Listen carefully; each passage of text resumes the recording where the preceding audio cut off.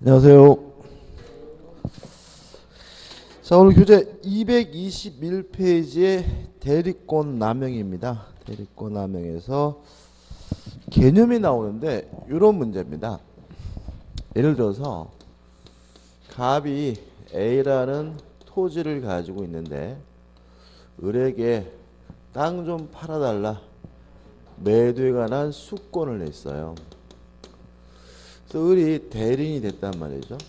자, 우리가 저번 주에 대리권의 범위를 공부하면서 매도에 관한 수권이 있으면 매매 계약을 체결할 수도 있고 대금을 수령할 수도 있고 연기까지 해줄 수도 있었죠.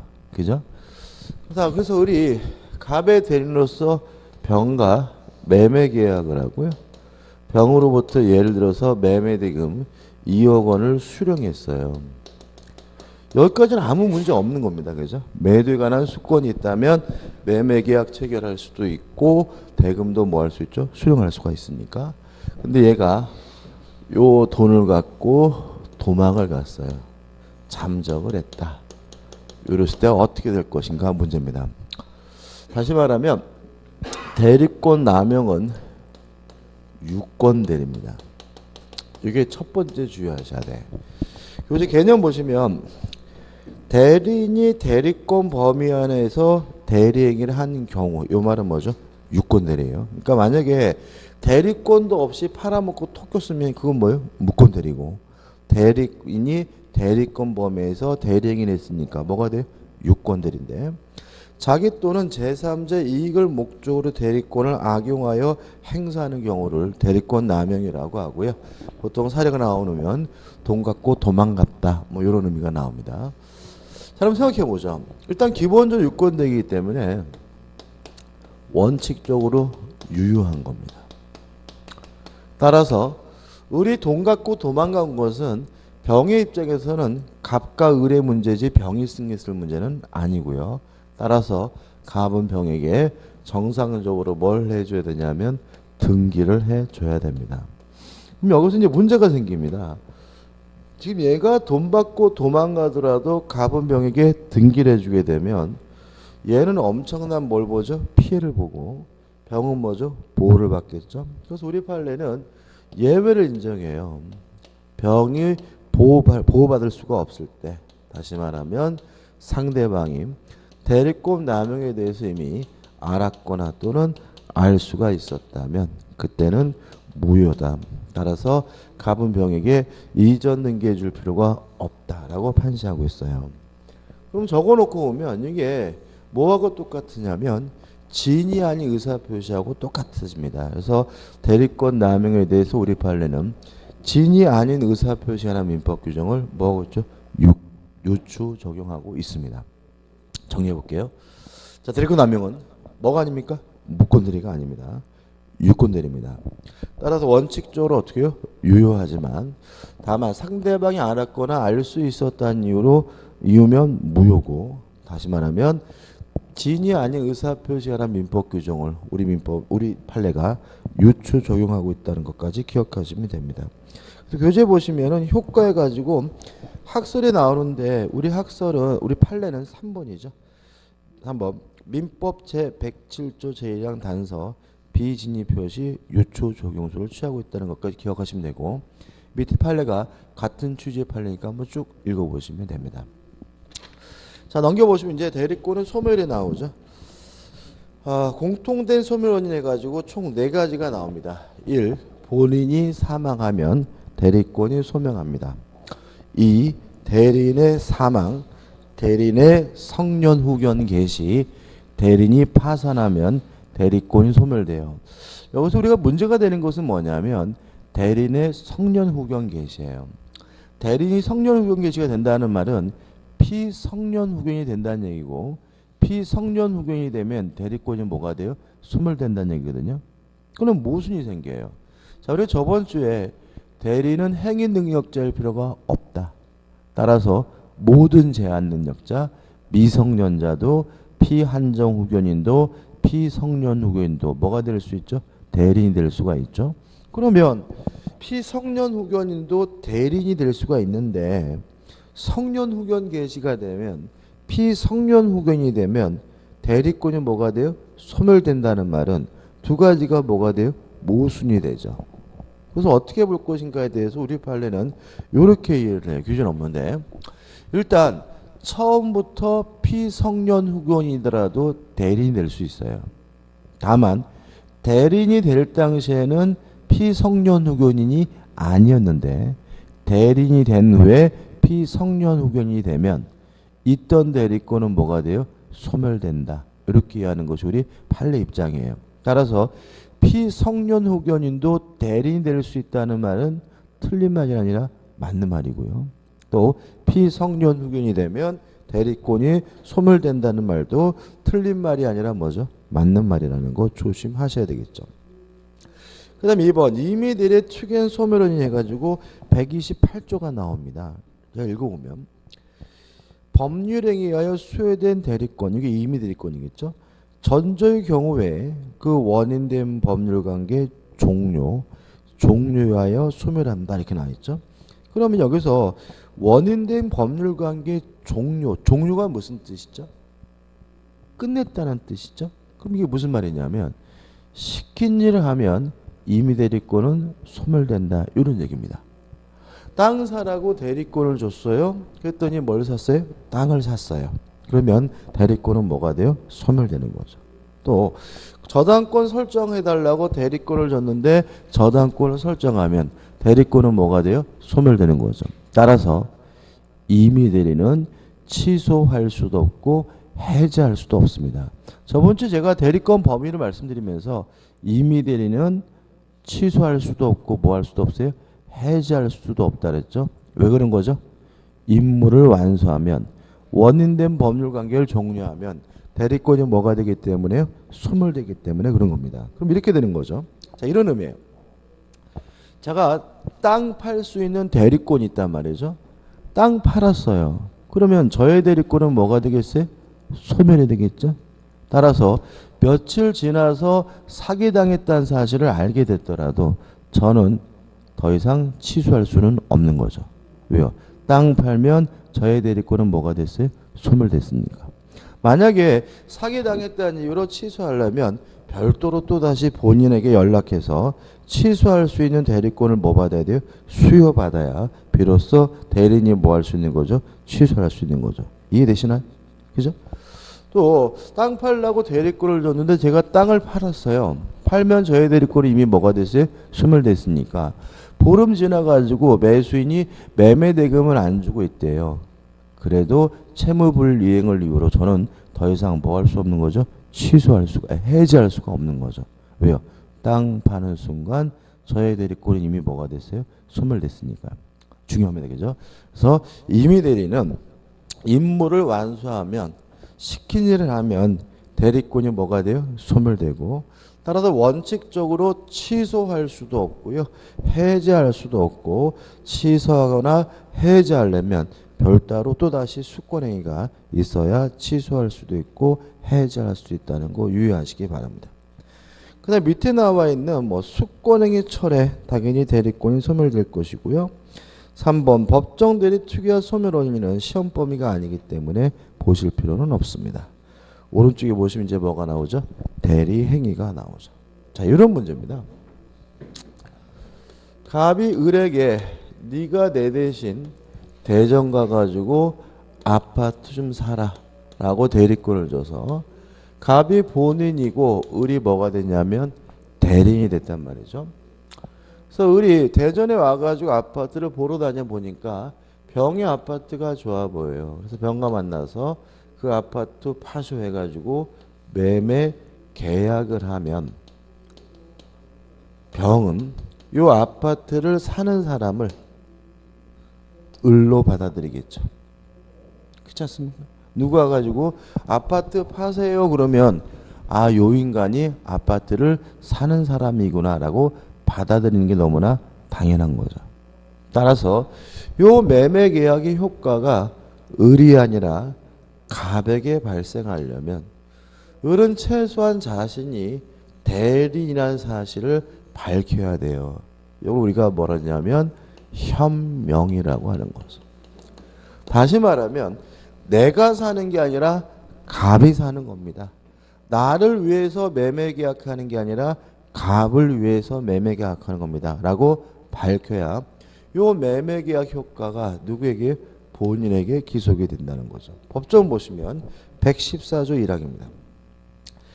대리인이 그 권한 내에서 본인을 위한 것임을 표시한 의사표시는, 다시 말하면 나를 위해서 매매 계약하는 게 아니라 갑을 위해서 매매 계약했다는 사실을 표시한 의사표시는 직접 본인에 대하여 효력이 있다. 다시 말하면 본인을 위한 사실을 뭘 해야지만요? 현명을 해야지만 본인에게 효과가 있다. 이렇게 되는 거죠. 그럼 다 끝났어요.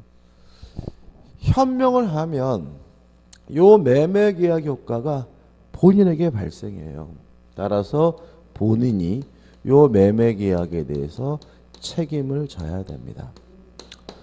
물론 현명하지 않으면 대리인을 위한 사실을 밝히지 않았다면, 물론 병은 아파트 사는 사람을 갑이 아니라 을로 받아들일 테니까 현명하지 않으면 대리인이 요 매매 계약에 대해서 뭘 져야죠?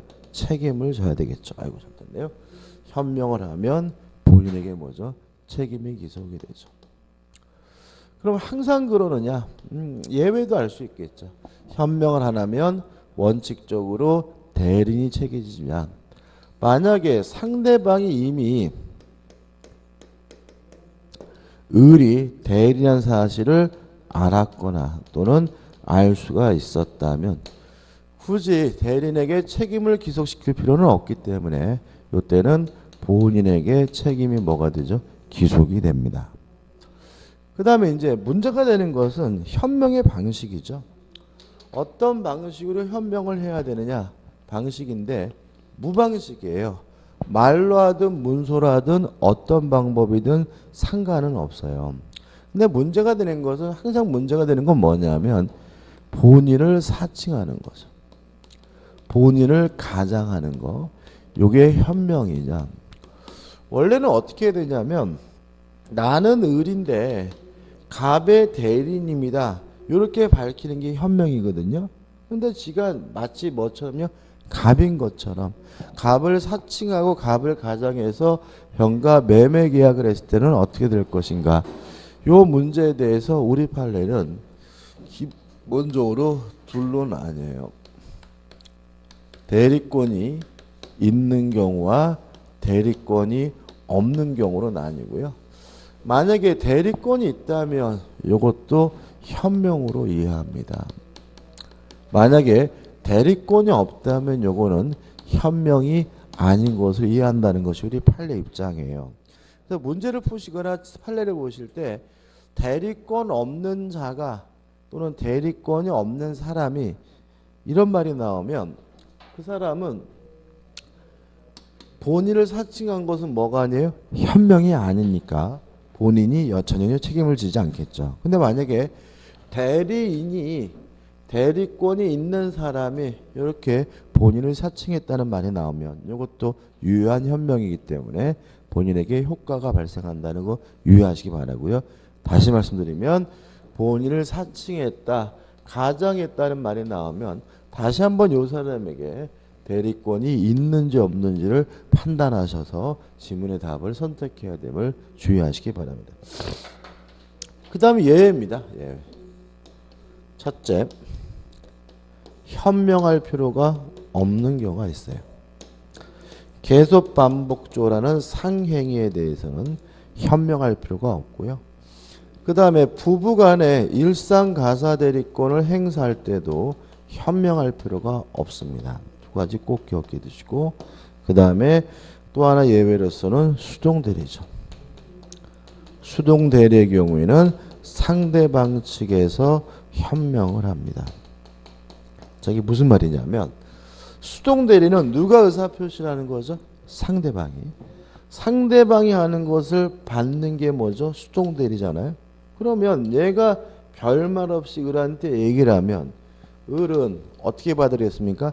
아, 나한테 하는 거라고 받아들이겠죠. 그래서 요 병이한 의사표시가 을에게 효과가 발생하지 않고 갑에게 효과가 발생하려면 너에게 하는 것이 아니라 갑에게 한다는 사실을 누가 밝혀야 하죠? 상대방 측에서 밝혀야 되니까 수동대리는 누가 현명합니까? 상대방 측에서 현명하게 된다는 것까지 정리하시면 됩니다. 간단합니다. 그죠? 교재 보시면 의 나와 있고 맨 밑에 보시면 현명의 방식 해가지고 넘겨보시면 위에서부터 네 번째 줄 해가지고 대리인이 본인 자신인 것처럼 행사해요 이런 말이 나오죠. 그럼 주어가 대리인이니까 본인을 가정하는 것이 대리권이 있는 사람이 한 거니까 이것도 뭐죠? 유효한 현명으로 보고요. 현명주의 예외로서 상행위는 현명할 필요가 없고요. 2번 수동대리는 상대방 측에서 현명을 해야 됩니다. 그 다음에 3번 현명하지 않으면 원칙적으로 대리인 자신이 책임을 지지만 상대방이 알았거나 알 수 있었다면 누가요? 본인이 책임진다는 것까지 정리하면 되겠죠. 그 다음에 225페이지에 117조입니다. 대리는 행위 능력점을 요하지 않습니다. 따라서 미성년자도 피한정 후견인도 피성년 후견인도 뭐가 될 수 있죠? 대리인이 될 수가 있습니다.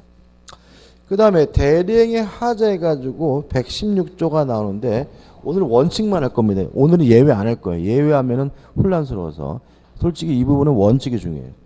자, 의사를 결정하고 의사를 표시하고 법률행위를 다 대리인이 하는 겁니다. 따라서 불공정한 법률행위에서 궁방만 본인, 나머지 모든 것들은 다 누구만을요? 대리인만 가지고 따집니다. 본인이 그 사실을 알았는지 몰랐는지 뭐 하지 않습니까? 고려하지 않습니다. 결론 뭐라고요? 궁방만 본인. 궁박을 제외한 나머지 모든 것들은 다 누구만 가지고요? 대리인만을 가지고 따지게 되는 거죠. 그래서 판례 가지고 첫 번째 판례는 뭐냐면 이중매매죠. 이중매매가 반사회적 법률에서 무효가 되려면 제2매수인이 적극 가담해야 되는데 적극 가담했는지 안 했는지도 대리인만. 따라서 대리인이 적극 가담했다면 본인이 알든 모르든 상관없이 그 행위는 뭐죠? 반사회적에서 무효다 이런 얘기입니다. 다시 말하면 궁박만 본인, 궁박을 제외한 나머지 모든 것들은 다 누구만을요? 대리인만을 가지고 결정한다는 거 잊지 않으시면 됩니다. 그 다음에 제4절 대리효과 1. 그 효과는 본인에게 직접 귀속됩니다. 2. 대리인의 불법행위에 대해서는 본인이 책임지지 않습니다. 왜냐하면 대리인은 법률행위에 한해서만 허용이 되고요. 불법행위에 대해서는 대리가 허용되지 않으므로 본인이 책임지지 않고요. 우측에 본인의 능력, 권리 능력만 있으면 됩니다. 의사 능력도 필요가 없습니다. 왜냐하면 의사결정은 대리인이 하는 것이지 본인이 하는 것이 아니기 때문에 그렇다는 거 잊지 마시기 바랍니다. 그 다음에 제5절 해가지고 이제 뭐가 나오죠? 복대리가 나오죠. 자, 이런 문제입니다. 갑이 본인이고요. 을이 대리인인데 병이라는 사람을 또다시 선임을 했는데 요 병이 만약에 갑 본인을 대리한다면 요 사람 우리가 뭐라 하냐면 복대리인이라고 합니다. 따라서 대리인이 선임한 본인의 대리인을 우리가 복대리인이라고 합니다. 복대리인 누구죠? 대리인이 선임한 누구의 대리인입니까? 본인의 대리입니다. 교재 의가 나와 있고 법적 성질 해가지고 1. 복대리인도 대리인이다. 따라서 복대리인도 스스로 뭘 하게 돼요? 의사를 결정합니다. 2. 복대리인은 대리인이 선임했지만 누구를 대리하죠? 본인을 대리합니다. 따라서 대리인이 아니고요. 3. 복대리권은 대리인의 대리권으로 비롯됐지만 복대인 선임한다 그래서 대리인의 대리권이 소멸되는 것은 아니고요. 4. 복대리는 항상 뭐가 되냐면 예외 없이 임의대리인입니다. 왜냐하면 개념적으로 대리인이 선임한 본인의 대리란 말은 수권행위가 반드시 뭐가 돼야 돼요? 존재해야 된다는 얘기죠. 따라서 복대리는 항상 임의대리인이 되겠죠. 넘겨보시면은 이제 복대리인 복인권과 책임이 나오는데 이 부분은요 판례를 좀 넣어놓긴 했지만 법조문만 정확히 이해하시면 돼요. 일단 만약에 대리인이 임의대리인인 경우입니다. 이때는 복대리인 선임할 수가 없습니다. 다시 말하면 복인권이 없어요. 나 항상 그러느냐? 아닙니다. 본인으로부터 승낙을 얻든지 아니면 부득이한 사유가 존재하는 경우라면 임의대리인도 예외적으로 복대리인 선임하는 것이 가능하고요. 선임 잘 해야 됩니다. 만약에 선임에 대해서 과실이 있다면 어른갑에게 책임을 져야 되고요. 또 선임만 하고 냅두면 안 되고요. 감독도 잘 해야 됩니다. 따라서 감독에 대해서 과실이 있다면 어른갑에게 책임을 져야 되는 것이 원칙입니다. 그런데 항상 그러느냐? 아닐 수가 있다는 거죠. 병을 선임한 이유가 본인의 지명으로 선임됐다면 이때는 병에게 문제가 있다는 사실을 알면서 통지하지 않았거나 해임하지 않은 경우에만 책임을 지고요. 원칙적으로 어른갑에게 책임을 부담하지 않는다는 것까지 정리하시면 돼요. 간단하죠? 자, 임의대리는 원칙적으로 복대리인 선임할 수가 없지만 본인의 승낙이 있거나 부득이한 사유가 있으면 선임할 수가 있고요. 선임이나 감독에 대해서 과실, 잘못이 있다면 어른갑에게 책임을 져야 되고요. 병을 선임한 이유가 갑의 지명에 의해서 선임한 경우라면 통지하지 않았거나 해임하지 않은 경우에만 책임을 부담하게 됩니다. 그다음 만약에 대리인이 친권자나 후견인과 같은 법정 대리인이면요. 자유롭게 복대리인 선임할 수 있다. 복인권이 있어요. 다만 책임은 강화돼 가지고 선임 감독에 대해서 무과실 책임을 부담하게 되는데 문제는 항상 무과실 책임은 아니고 이것이 임의대리인과 마찬가지로 과실 책임으로 전환되는 경우가 있습니다. 언제냐면 부득이한 사유가 존재하는 경우죠. 다시 말하면 친권자나 후견인과 같은 법정 대리는 자유롭게 복대리인 선임할 수 있고 책임은 뭐죠? 무과실 책임인데 부득이한 사유가 있어서 복대리인 선임한 경우에는 임의대리인과 마찬가지로 과실 책임은 뭐가 돼요? 전환이 됩니다. 그래서 교재 보시면 그러한 내용이 쭉 이제 229페이지까지 나오고 있어요. 근데 이렇게 하면은 뭔 또 개소리인가 싶어 하시더라고요.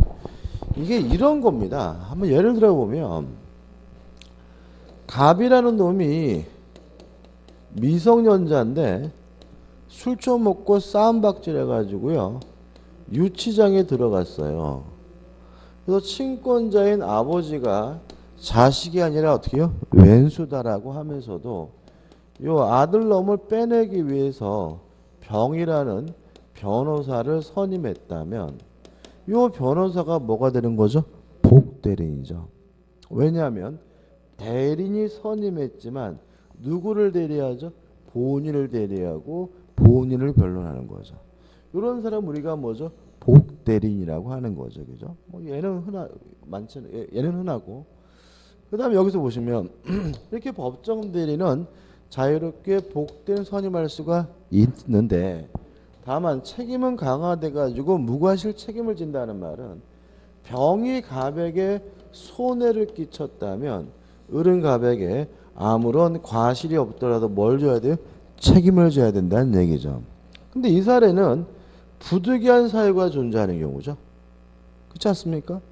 유치장에 갇힌 아들을 빼내기 위해서 변호사를 선임한 것은 명백히 뭐죠? 부득이한 사유이기 때문에 법정들이 선임했지만 뭐이죠? 과실 책임을 지는 예임을 주의하시기 바랍니다. 다시 말하면 병이 갑에게 손해를 끼쳤다면 을은 자신에게 과실이 있는 경우에만 갑에게 뭘 부담해요? 책임을 부담해야 되는 사례임을 주의하시기 바랍니다. 자, 230페이지 오시면 이제 뭐가 나오냐면 복대리인의 주의가 나오죠. 뭐 특별한 건 없습니다. 일단 1번 복대리인의 대리인과의 관계. 병의 대리권은 을로부터 비롯됐기 때문에 을의 대리권보다 반드시 작아야 한다. 또 병의 대리권은 을로부터 비롯됐기 때문에 을의 대리권이 소멸된다면 복대리권도 자동으로 뭐가 돼야 돼요? 소멸돼야 된다. 이 정도고. 나머지 것들, 이 복대리인과 상대방과의 관계. 3. 본인에 대한 관계는 어차피 대리인이 선임했다는 점에서는 특색이 있긴 하지만 병은 누구를 대리하는 거죠? 본인을 대리하는 사람이니까 본인에 대해서나 상대방에 대해서는 대리인과 똑같은 권리와 의무를 갖게 되고요. 4번 복대리인도 복복대리인 선임할 수가 있는가? 있다. 다만 얘는 항상 임의대리인이기 때문에 본인의 승낙이 있거나 부득이한 사유가 있어야지만 선임할 수가 있고요. 마지막으로 4번 복대리인권을 소멸해서 주의하실 것은 한 가지죠. 대리인의 대리권이 소멸된다면 복대리권도 자동으로 뭐가 돼요? 소멸된다. 요거 하나만 주의하시면 됩니다. 우측에 보시면 기본 학위 문제, 오래 문제 나와있죠. 한번 풀어볼게요. 민법상 임의대리에 관한 설명으로 옳지 않은 것은 1번 소유자로부터 매매계약을 체결할 대리권을 수여받은 대리인. 기억나시나요?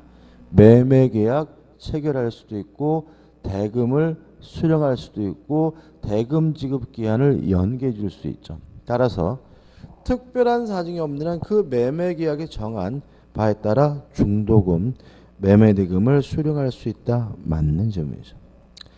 2번 대리인이 그 권한 내에서 본의 위한 것임을 표시하지 않냐고 의사표시를 했어요.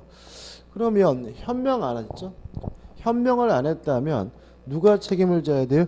대리인 자신이 책임을 져야 되므로 대리인 자신이 책임을 져야 되지만 상대방이 알았거나 알 수가 있었다면 누가 책임을 집니까? 본인이 책임을 져야 되니까 상대방이 대리인으로 한 것임을 알았더라도 그 의사표시는 대리인 자신을 위한 것을 본다. X가 되는 거죠. 현명 안 했으면 대리인 자신이 책임집니다. 상대방이 알았거나 알 수 있었으면 누가요? 본인이 책임집니다. 답은 2번이죠. 3번 권한을 정하지 아니한 대리인. 자, 대리권이 있긴 한데 그 범위를 알 수 없으면 118조가 적용된다 말씀드렸죠. 보존행위와 성질이 변하지 않는 범위 내에서 이용 계량 행위를 할 수가 있으므로 미등기 부동산에 보존 등기할 수 있다? 가능하죠. 이건 뭐죠? 보존행위니까요. 4번 대리는 본인의 승낙이 있거나 부득이한 사유가 있는 때가 아니면 복대리는 선임하지 않는다. 선임하지 못한다. 이 앞에 임의대리란 말이 좀 빠지게 좀 서운하긴 한데 아무튼 임의대리라면 4번은 뭐죠? 맞는 질문이고요. 5번 원인된 법률관계 종료 전에, 다른 말로 하면 시킨질 하기 전에 본인이 숙권행위를 처리한 경우에 대리권도 뭐죠? 소멸합니다. 답은 2번이죠. 넘기셔가지고 묻고 내립니다. 묻권 대리는 시험 문제가 반드시 나오고요. 좀 어려워하는 부분인데 주의하실 것은 뭐냐면 어려운 부분일수록 기본적인 것만 정확하게 내 것으로 만들면 돼요. 이 부분은 뭔가 뭐 판례를 막 외우고 그럴 필요는 없다는 거 다시 한번 강조를 드리고요. 그래서 기본적인 거 확실하게 내 것으로 하면 됩니다. 일단 기본적인 시각인데요. 갑이 소유하고 있는 물건을 을이 지 것도 아니면서 병가 만나가지고 매매 계약을 했다. 첫 번째 생각해야 될 것은 뭐냐면 을이 어떻게 갑의 물건을 팔아먹느냐 문제인데, 만약 을이 자신의 소유물이라고, 자신의 물건이라고 해서 팔아먹었다면 이건 무권대리가 아니라 그냥 남의 물건을 팔아먹은 타인 소유물의 매매가 됩니다. 근데 을이 갑의 대리인이라고 현명을 했는데 실제로 을에게 대리권이 있다면 그거는 뭐 유권 대리가 될 것이고요. 실제로 을에게 대리권이 없다면 이게 뭐가 되냐면 무권 대리가 됩니다. 따라서 무권 대리란 대리인이라고 현명을 했는데 대리권이 없는 게 무권 대리입니다. 무권 대리가 되려면 반드시 대리인이라고 현명을 해야 됩니다. 현명을 안 하면 단순한 뭐예요? 타인 소유물의 매매이지 뭐일 수는 없어요? 무권 대리일 수는 없습니다. 굉장히 중요합니다. 다시 한번요.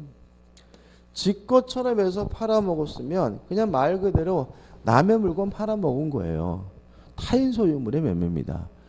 지 것처럼 해서 팔아먹은 게 아니라 대리인이라고 현명하면서 팔아먹었는데 실제로는 대리권이 없어야 비로소 뭐가 돼요? 무권 대리가 되니까 무권 대리가 되려면 반드시 뭐가 필요해요? 현명이 필요하다. 작년에 그렇게까지 내진 않았는데 잘 틀린 부분이니까 잊지 마시기 바라고요. 이러한 무권 대리는 다시 둘로 나뉩니다. 협의의 좁은 의미의 무권 대리와 표현 대리로 나뉩니다. 일단 둘 다 무권 대리라는 점은 마찬가지인데 뭐가 다르냐면 누가 원칙적으로 책임을 지는지가 다릅니다. 따라서 무권 대리인이 책임을 져야 된다면 이걸 우리가 협의의 무권 대리라고 하고요. 을에게 대리권이 없는데도 불구하고 특별히 예외적으로 본인이 그래도 책임을 부담한다면 이걸 우리가 표현 대리라고 합니다. 표현 대리는 뭐냐면 무권 대리인데도 불구하고 누가요? 본인이 특별히 책임을 져야 되는 예외적인 무권 대리가 뭐죠? 표현 대리입니다. 교재 보시면은 서설 나와 있고 바로 뭐라고 합니까? 협의의 무권 대리에 들어가는데 협의의 무권 대리가 뭐죠? 원칙이기 때문에 그렇죠. 개념은 무권 대리이기 때문에 누가요? 본인이 책임을 져야 되는 무권 대리가 뭐죠? 협의의 무권 대리다. 이렇게 되는 거죠. 그럼 이제 협의의 무권 대리죠. 갑이 A라는 토지를 가지고 있는데요. 을이 대리권도 없으면서 대리인이라고 현명을 해가지고 병과 매매 계약을 하면 요 을이 뭐가 되냐면 무권 대리인이 되는 거죠. 그럼 첫 번째 생각해 볼 것은 뭐냐면 요 을과 병과의 매매 계약이 갑 본인에게 효과가 발생하려면 을에게 뭐가 있어야 되죠? 대리권이 있어야 되겠죠. 따라서 을에게 대리권이 없다면 갑에게는 효과가 없습니다. 따라서 병은 을에게 책임을 묻게 됩니다. 뭘 묻냐면 이행을 청구하거나 또는 손해배상을 청구하게 됩니다. 이게 무권들의 가장 기본적인 효과입니다. 대리권도 없으면서 대리인이라고 현명을 했으면 누구에게 책임을 물어야 돼요? 무권 대리인에게 이행을 청구하거나 손해배상을 청구합니다. 이유는 왜 그렇다고요? 을과 병의 매매의 효과가 갑에게 발생하려면 을에게 뭐가 있어야 돼요? 대리권이 있어야 되니까요. 이게 기본적인 거죠. 요건은 무권 대리인에게 아무런 고의도 과실도 요구하지 않지만 반드시 얘가 뭐는 있어야 되냐면 행위 능력은 있어야 됩니다. 따라서 제한 능력자가 무권 대리인인 경우에는 제한 능력자 무권 대리인에게는 책임을 물을 수 없다는 거 주의하셔야 되고요. 상대방은 뭐 해야 되냐면 선이고 무과실이어야 합니다. 아시죠? 자, 다시 돌아와서 을과 병 간의 매매 계약은 갑에게 아무런 효과가 없으니까 갑은 신경 쓸 필요는 없습니다. 다만 신경 쓸 일이 생길 수가 있어요. 갑의 입장에서 한 1억 정도 받으면 좋겠다라고 싶었는데 을이 갑이 시키지도 않았는데 병가 1억 5천에 매매 계약을 하면 이때 갑은 웬 딱인가 싶고 그때는 뭐 할 수 있습니까? 추인할 수 있죠. 추인하게 되면 요 매매 계약의 효과가 무권 대리시로 소급해서 본인에게 효과 기속되게 됩니다. 따라서 추인하게 되면 이제 병과 갑 간의 효과가 발생하니까 병은 갑에게 이행을 요구하면 된단 말이죠. 따라서 상대방의 법적 지위가 불안정해요. 그래서 상대방에게 두 가지를 인정하고 있습니다. 첫째, 갑에게 채구할 수가 있죠. 뭘 채구하죠? 추인 여부를. 채구했는데도 불구하고 갑이 확답을 바라지 않으면 말을 씹으면 이때는 추인을 거절한 것으로 확정이 되고요. 따라서 병은 을에게 이행을 청구하거나 손해배상을 청구하면 됩니다. 이 채고는 선의 상대방뿐만 아니라 악의 상대방도 할 수 있다는 거 유의하시기 바라고요. 또 만약에 병이 이것도 번거롭다 생각된다면 없던 거로 하자 철회하는 것이 가능한데 철회는 추인 전까지만 할 수 있고요. 선의 상대방만이 철회할 수 있고 악의 상대방은 뭐 할 수 없죠? 철회할 수가 없습니다. 가장 기본적인 건 뭘까요? 첫 번째 우리 잊지 말 것은 현명을 해야 된다. 현명을 해야 비로소 뭐죠? 무권대리다라는 점. 또 현명을 해서 무권대리가 되면 본인에게는 아무런 효과가 없다. 왜요? 본인에게 효과가 발생하려면 누가요? 을에게 대리권이 있어야 되니까요. 따라서 무권대리인과 거래한 상대방은 무권대리인에게 뭘 청구합니까? 이행을 청구하거나 손해배상을 청구합니다. 다만 본인이 지한테 이득이 된다라고 생각된다면 뭐 할 수 있죠? 추인할 수 있고 추인하게 되면 무권대리시로 소급해서 본인에게 뭐가요? 효과가 발생하니까 이제 병은 갑에게 이행을 해달라고 뭐 할 수 있어요? 요구할 수가 있다. 이게 가장 큰 줄기고 여기서 시험 문제가 벗어나지는 않습니다. 근데 왜 틀리냐면 기본적인 것은 자꾸 지나치고요. 자꾸 뭐예요? 지엽적인 것에 집착하는 경향이 있어요. 왜 그런 거죠? 어렵다고 그러면서. 어려운 거 하나도 없어요. 지엽적인 것에 집착하는 것이 내용을 더 어떻게 해요? 어렵게 만드는 겁니다. 다시 한번요. 기억할 것은 5분도 안 걸려. 그죠? 다시 한번. 현명을 해야 뭐가 됩니까? 무권대리가 됩니다. 만약에 현명하지 않으면 남의 물건을 팔아먹은 거고요. 무권대리인데도 불구하고 특별히 본인이 책임을 져야 되는 예외적 무권대리가 뭐죠? 표현들이고 원칙적으로 무권대리 책임을 져야 되는 것이 뭐죠? 협의의 무권대리다. 따라서 무권대리인과 거래한 상대방은 무권대리인에게 이행을 청구하거나 손해배상을 청구하는 것이 원칙인데 본인이 이득이 된다고 생각된다면 본인은 뭐 할 수 있어요? 추인할 수 있고 추인하게 되면 무권대리시로 소급해서 본인에게 뭐죠? 효과 기속된다. 이게 큰 틀인 거죠. 그죠? 교재 보시면은 의 나와 있고 2번 계약의 무권대리가 나오는데 본인은 뭐 할 수 있죠? 추인할 수 있고 추인할 때 동의나 승낙을 받을 필요는 없으니까 추인은 단독행위고 추인권은 뭐죠? 형성권이 되겠죠. 우측의 B 추인의 방법 특별한 제한이 없습니다. 이 판례 중요하지 않습니다. 꼭 말로 해야 되는 것은 아니고요. 추인으로 볼 수 있는 행위가 있으면 그것만으로 추인이 될 수가 있고요. C번 추인의 상대방이 나오는데 읽어볼게요. 추인의 의사표시는 상대방에게 하여함이 원칙이지만 무권대리에게도 할 수 있다. 다만 무권대리는 한 경우에 상대방이 그 사실을 알지 못하면 상대방에 대하여 추인의 효과를 주장하지 못한다. 이렇게 나와 있죠. 자, 이걸 좀 이해하시면 좋은데요.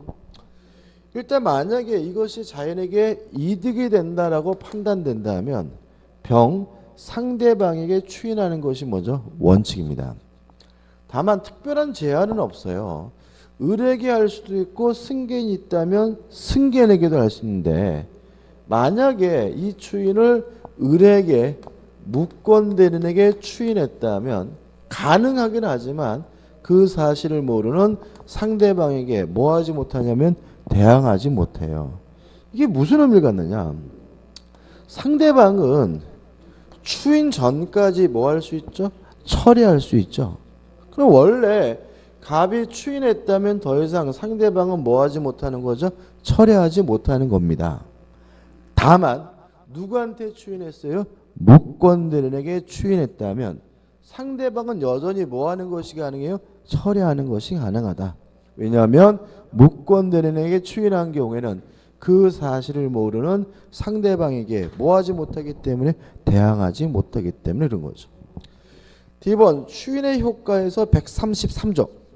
추인은 다른 의사표시가 없는 때는 계약 시에 소급하여 그 효력이 생깁니다. 다시 말하면 추인하면 언제부터 본인의 효과가 계속되는 거죠?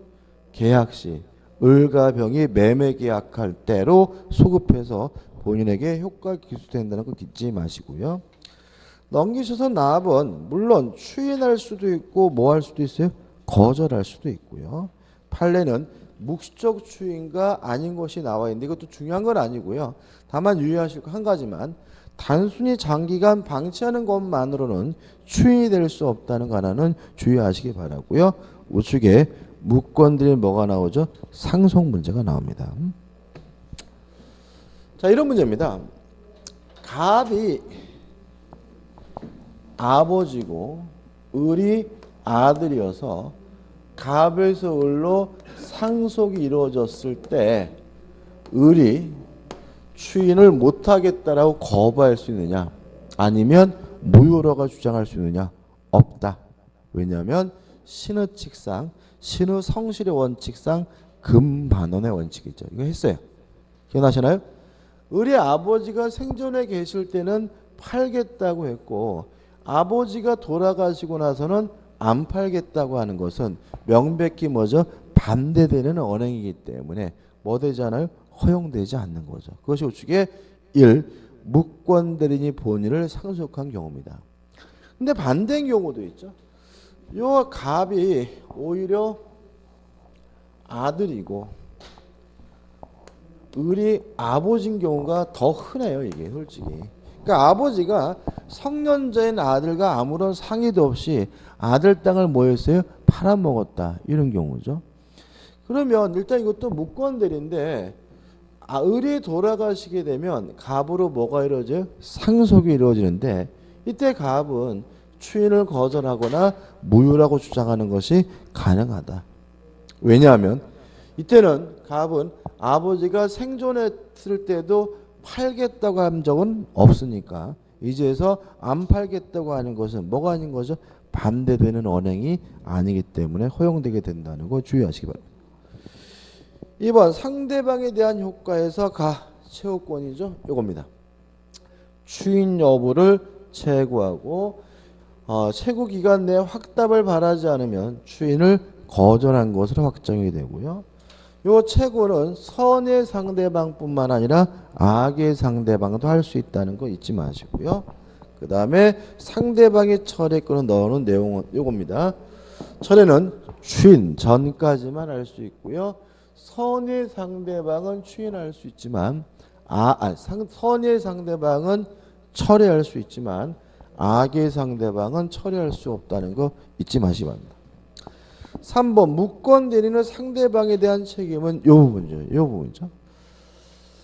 무권대리인에게 행위 능력이 있고 상대방이 만약에 선이고 무과실이라면 상대방은 무권대리인에게 이행을 청구하거나 손해배상을 청구할 수가 있고요. 조심할 것은 무권대리인에게 반드시 뭐는 있어야 돼요? 행위 능력은 있어야 되지만 고의과실은 필요로 하지 않으므로 일종의 뭐죠? 무과실 책임이라는 거 잊지 마시기 바랍니다. 우측에 3번 단독행위 무권대리는 무효입니다. 다만 상대방으로부터 승낙을 받았거나 승낙을 해준 경우에는 계약과 실질적으로 다름이 없기 때문에 계약에 무권대리에 관한 민법 규정이 준용이 됩니다. 끝입니다. 다음에 넘겨보시면 올해 시험 문제가 나오죠. 계약에 관한 무권대리에 관한 설명으로 옳지 않은 것은 1번 대리권 없는 자가 타인의 대리인으로서 한 계약은 본인이 이를 추인하지 아니하면 본인에 대하여 효력이 없다. 물론 뭐죠? 맞는 질문이죠. 2번 대리권 없는 자가 타인의 대리인으로 계약을 한 경우 상대방은 상당한 기간을 정하여 본인에게 그 추인료 확답을 채구할 수 있다. 맞죠? 3번 무권대리행의 추인은 다른 의사표시가 없는 때에는 장래에 대하여 효력이 있다. X. 소급표가 있죠. 무권대행위를 본인이 추인하면 무권대리시로 소급해서 본인에게 효과가 있으므로 답은 3번이 됩니다. 4번 무권대리는 상대방에 대한 책임은 무과실 책임으로서 대리인의 기책사유가 있어야만 인정되는 것은 아니다. 다시 말하면 대리인에게 아무런 고의과실이 필요 없다. 맞는 질문이고 5번 대리권 없는 자가 타인의 대리인으로 계약을 하고 상대방이 계약 당시에 그 대리권 없음을 알지 못한 경우 상대방은 본인의 추인이 있을 때까지 본인에 대하여 계약을 철회할 수 있다. 맞죠? 무권대리인과 거래하고 상대방이 선이면 언제까지요? 추인 전까지만 뭐 할 수 있죠? 철회할 수가 있죠. 그 다음에 이제 표현대리입니다. 자, 표현대리가 뭐였죠? 무권대리인데도 불구하고 특별히 예외적으로 본인이 책임을 져야 되는 무권대리가 뭐죠? 표현대리입니다. 그러면 무권대리인데도 불구하고 본인이 책임질면은 특별한 뭐가 필요해요? 사유가 필요하고요. 우측에 보시면 2번 표현대리의 세 가지 유형에서 첫 번째 사유가 나오죠. 대리권 수여의 표시입니다. 수여의 표시에 의한 표현들이에요. 갑이 을에게요 대리권을 주지도 않았어요. 그런데도 병에게 을이 내 대리냐라고 표시를 했다면 서로 을이 대리권이 없더라도 누가요? 본인이 책임을 지게 되는데 대리권 수여의 표시에 의한 표현들이고요. 요건에서 주의하실 점은 요 표시인데 꼭 대리인이라는 명칭을 꼭 사용해야 되는 것은 아니다. 이거죠. 보통 이런 경우가 어떤 경우냐면 사람 소개해 주는 거죠. 인사해. 이 친구가 내 대리냐 라고 병한테 뭐죠? 소개시켜 주는 경우일 텐데 이런 말보다는 오히려 이런 말을 더 많이 쓰죠. 이 친구가 우리 회사 상무야, 영업부장이야 라고 얘기하는 것이 더 흔합니다. 그래서 우리 판례는 꼭 대리인이라는 명칭을 써야 되는 것은 아니고 영업부장이다, 상무다 같은 대리권의 존재를 추정할 수 있는 명칭을 쓰는 것만으로도 뭐가 됩니까? 대리권 수요의 표시가 된다는 것이 우리 판례 입장이고요. 요건은요 상대방이 뭐이면 되냐면 선이고 무과실이면 되고요. 마지막으로 대리권 수요의 표시행 표현대리는 임의대리에만 적용됩니다. 왜냐하면 이게 수권행위죠. 그러니까 수권행위를 하지도 않고 했다고 표시했다 이런 뜻이니까 뭐에만요? 임의대리에만 적용된다. 이것이 뭐죠? 마지막 결론입니다. 간단합니다. 다시 한번요. 무권대리인데도 불구하고 예외적으로 본인이 책임을 져야 되는 무권대리가 뭐죠? 표현대리다. 따라서 본인이 책임질 만한 뭐가 필요하죠? 특별한 사유가 필요하다. 첫째, 대리권을 주지도 않고 줬다고 표시를 하면 서로 을에게 대리권이 없더라도 누가요? 본인이 책임을 지는데 이게 뭐죠? 대리권 수여의 표시에 의한 표현들이고 주의할 점은 요 표시할 때 꼭 대리인이란 명칭을 사용해야 되는 것은 아니다. 영업부장이다 상무와 같은 대리권의 존재를 추정할 수 있는 명칭을 쓰는 것만으로도 충분하고요. 마지막으로 요거는 뭐에만요? 임의 대리에만 적용되고 법정 대리는 적용되지 않는다는 거 주의하시면 되겠죠. 그다음 두 번째가 권한을 넘은입니다. 권한을 넘은 표현들인데 일단 예를 들면 이렇죠. 갑이 을에게 예를 들어서 저당권을 설정할 수 있는 대리권, 수권을 했는데 을이 실제로 병과 만나가지고 매매 계약을 했다. 이렇게 가지고 있는 권한을 넘은 경우에도 을에게 대리권이 없더라도 갑이 책임을 지게 되는데 이게 뭐죠? 권한을 넘은 표현들이가 됩니다. 요건은 간단해요. 권한, 기본 대리권이 존재할 것. 결론은 종류 불문. 다시 말하면 기본 대리권이 있고 그것을 넘어야 되기 때문에 넘을 만한 뭐가 존재해야 됩니까? 기본 대리권이 있어야 되는데 종류 불문이라는 말은 뭐라도 있기만 하면 되고요. 또 넘은 행위를 해야 됩니다. 이것도 뭐죠? 종류 불문.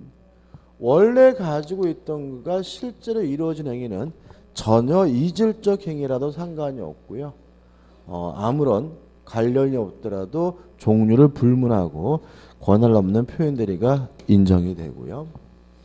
그 다음에 상대방에게는 대리권이 있다고 믿은 것에 대해서 정당한 이유가 존재해야 되는데 이 정당한 이유는 뭐냐 하면 선의 무과실을 말하고요. 언제 선의 무과실이면 되냐면 대리 행위시를 기준으로 한다는 것도 기억해 두시기 바랍니다. 다시 말하면 대리 행위를 할 당시에 선이고 무과실이면 대리권이 없더라도 누가요? 본인이 책임을 지게 됩니다. 물론 이거는 임의대리, 법정대리 묻지 않고 적용이 됩니다. 그 다음 세 번째는 대리권 소멸입니다. 대리권이 소멸이 됐고요. 그런데도 불구하고 상대방이 선이고 무과실이라면 누가요? 본인이 책임을 지는데 이게 뭐죠? 대리권 소멸 후의 표현들이가 되고요. 이게 전부입니다. 퀴즈 좀 보죠 그러면. 239페이지에 보시면 1. 대리권 수여의 표시에 의한 표현들에서 의가 나오고 요건에서 가 수권 사실에 통제해가지고 어떤 방법 상관이 없다. 꼭 대리냐 명칭을 써야 되는 것은 아니고요. 넘겨보시면 판례가 나오는데 판례에서 그 위에서부터 하나 둘 셋 네 번째 줄 보시면 또 본인에 대한 대리권 수요의 표시는 반드시 대리권 또는 대리인이란 말을 사용하는 것이 아니라 사회통념상 대리권을 추단할 수 있는 직함, 뭐 영업부장, 상무 이런 거죠. 명칭, 대리점, 특약점 이런 것들이죠. 등의 사용을 승낙 또는 묵인한 경우에도 대리권 수요 표시가 있는 것을 볼 수 있다. 꼭 기억해 두셔야 되고요. 나번 표시된 범위 내에서 대리 행위를 해야 되고 다번 그 상대방과 대리 행위를 해야 되고 라번 상대방은 선이고 무과실입니다. 효과 대리인에게 대리권이 없는데도 불구하고 본인이 책임을 져야 됩니다. 적용 범위 요거는 임의 대리에만 적용됩니다. 그 다음 우측의 두 번째 권한을 넘은 표현들에서 가번에서 기본 대리권이 존재해야 되는데 판례도 뭐도 이렇게 잔뜩 나와 있지만 결국 결론이 뭐죠? 종류 불문. 뭐라도 있기만 하면 된다. 그 다음 나번 대리인이 그 권한 밖에 행위를 하여 하는데 이것도 결국 뭐죠? 종류 불문. 전혀 이질적 행위라도 상관은 없다. 이런 의미고 넘기셔가지고 다음번 상대방에게 정당한 이유가 있어야 되는데 요거는 선의 무과실을 말하고 언제를 기준으로 하죠? 대리 행위시를 기준으로 한다. 효과 본인이 책임지고요. 적용 범위는 임의대리 법정들이 모두 적용됩니다. 우측 하단의 세 번째 대리권 소멸의 표현들인데 넘겨보시면 요건해가지고 가 대리권 소멸의 행위를 하고 나 상대방은 선이고 무과실이고요.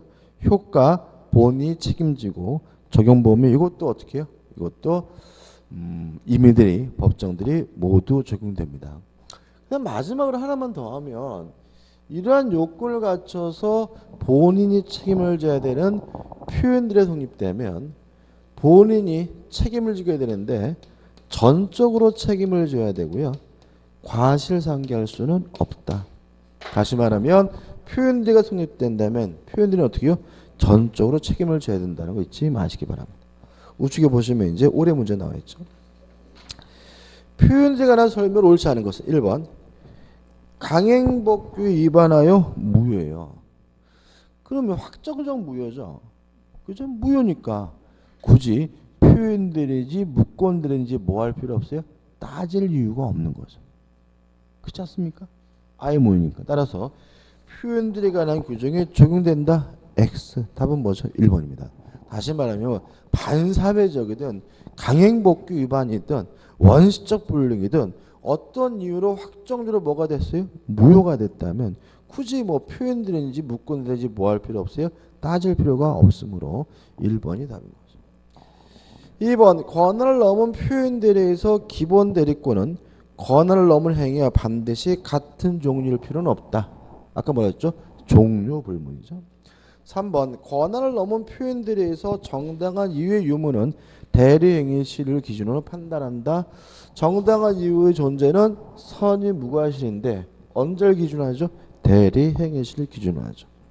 4번 권한을 넘은 표현들에 관한 규정에서 말하는 제3자는 대리행위에 직접 상대방이 된 자만을 가리킨다. 무슨 소리죠? 자, 이런 얘기입니다. 지금 얘가 상대방이잖아요. 그러면 얘는 나는 을에게 대리권이 있는 줄 알았다라고 표현들이 성립을 병은 주장할 수 있겠죠. 근데 만약에 병이 또다시 이것을 정에게 권리를 뭐 했어요? 양도했어요. 그럼 얘는 얘하고 거래를 안 했죠. 그럼 얘가 정이 나는 을이 대리권이 있는 줄 알았다고 믿었다라고 얘는 뭐 할 수 없는 거예요? 주장할 수 없는 거죠. 누구만이요? 병만이. 무권대리인과 거래한 상대방만이 표현들이가 성립됐음을 주장할 수가 있기 때문에 다시 볼게요. 4번 권한을 넘은 표현들에 관한 규정에서 말하는 제3자는 대리행위에 직접 상대방이 된 자만을 가리킨다는 지문은 맞는 지문이죠. 5번 처음부터 대리권이 없어요. 그러면 대리권 소멸의 표현들이 성립될 수는 없겠죠. 대리권 소멸의 표현들이 뭐죠? 말 그대로 있던 대리권이 뭐가 돼요? 소멸됐을 때잖아요. 그러면 아예 처음부터 대리권이 없었다면 대리권 소멸의 표현들이 성립될 수가 없겠죠. 여기까지 이거 좀 쉬었다가 이제 무효와 취소로 들어가도록 하겠습니다.